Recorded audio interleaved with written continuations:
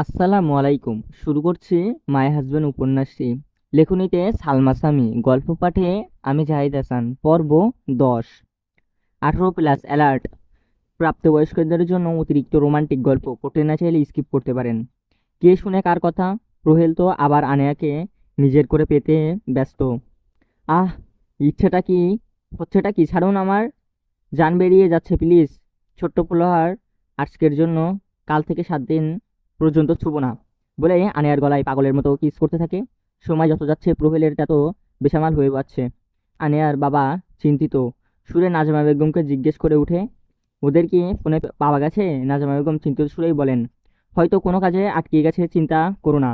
আমি আগেই বলেছি এই ছেলে ভালো না। নাজমা বেগম মুখ বাঁকিয়ে কাজে মন দেয়। কিরে রিহান, সব কি আজ ভেবেই নিয়েছে রুম থেকে বের হবে না?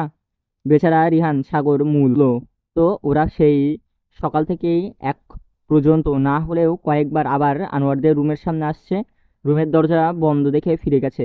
রিয়ান হেসে উঠে বলল, শালা, তুই দেখছি হ্যাব্বি বাসর দেখার প্যারায়। বলতো নাকি বসকে? বলেই সাগরের পিঠে ধুম করে কিল বসিয়ে দেয়। আহ শালা, এত জোরে কেউ দেয়? বলেই একজন আরেকজনের তাড়া করতে থাকে। রুহেল আনিয়ার গলা থেকে বুকে দাঁত চেপে ধরে বলে, চেপে ধরে, আহ আল্লাহ, আল্লাহর রাস্তায় এবার ছেড়ে দেন, আমি পারছি না। মাই লেডি, আর একটু শোনা, আর একটু। বলেই কামড় দেবার জায়গায় ছেড়ে ঠোঁটে কিস করে আলতো করে কোমর দিয়ে দেয়। আহ মাই লেডি, এবার অন্তত সেন্সলেস হয়েও না, আমার অনুভব করো। ফ্লাওয়ার। রুহেলের সান্ত্বনা বাণী শুনে আয়া কান্না মুখে কণ্ঠেই বলে, এটা আপনার অনুভব করার কথা ব্যথা দিয়ে বলেন অনুভব করতে। রোহেল পুরো কথা আগ্রহী করে আনিয়াকে মত্ত হতে থাকে। মাই লেডি, এত সফট কেন? রোহেলের কথায় আনিয়া বলে, এইগুলো সফট হয় আপনি জানেন না? আমি কি করে জানবো? আমি কি আগে দেখছি? এখন তো দেখছেন অসভ্য লোক।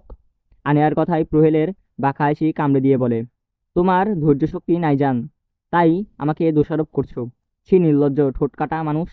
আনিয়ার লজ্জায় চোখ মুখ খিচে কথাগুলো বলে। সারা রুমে কাছের ছোট ছোট টুকরো ভেঙে পড়ে আছে। গার্ডরা সবাই ভয় কাঁপছে। চেয়ারে লাথি মেরে রনি চেঁচিয়ে উঠে বলে, ওই মেয়ে আমাকে চাই, এক রাতের জন্য হলেও চাই। প্রহলের ভয়ে হলেও লাশ ভয়েও ওই মেয়েকে চাই। রাগে ক্ষোভে কথাগুলো বলছে আর পুরো বাংলোতে ভাঙচুর করছে। অন্যদিকে জনি যে এতদিনে নিজেকে ঢেকে রেখেছে, কি কারণে নিজেকে সবার আড়াল লুকিয়ে রেখেছে, তা পরেই জানতে পারবেন। পুরো শরীরে কালো কাপড়ে আবদ্ধ করা। কেঁপে উঠে ফোনটা রিসিভ করেই বলে ওঠে, hey my son, how are you? I am fine dad, and you? I am fine son. My son, তুমি বিড়িতে কবে আসছো ড্যাড? কিছুদিন। মাই সান ফ্রান্সিকা তোমার সাথে দেখা করতে বিড়িতে যাচ্ছে। ওপাশ থেকে লোকটার কথায় চমকে ও বিরক্ত মুখে রনি উত্তর দেয়, what are you crazy dad? Sorry my son, but এটা ভুলে যাবো না ফ্রান্সিকা তোমার সোনার ডিমপাড়া হাঁস। কিন্তু dad, no more word. Roni, আমি ফোন রাখছি। রনি বিরক্ত ভঙ্গিতেই উঠে দাঁড়ায়। রাগের মাঝে কেউ যেন ঘি ঢেলে দিছে। রনি রেগে মেগে রুম থেকে চলে যায়।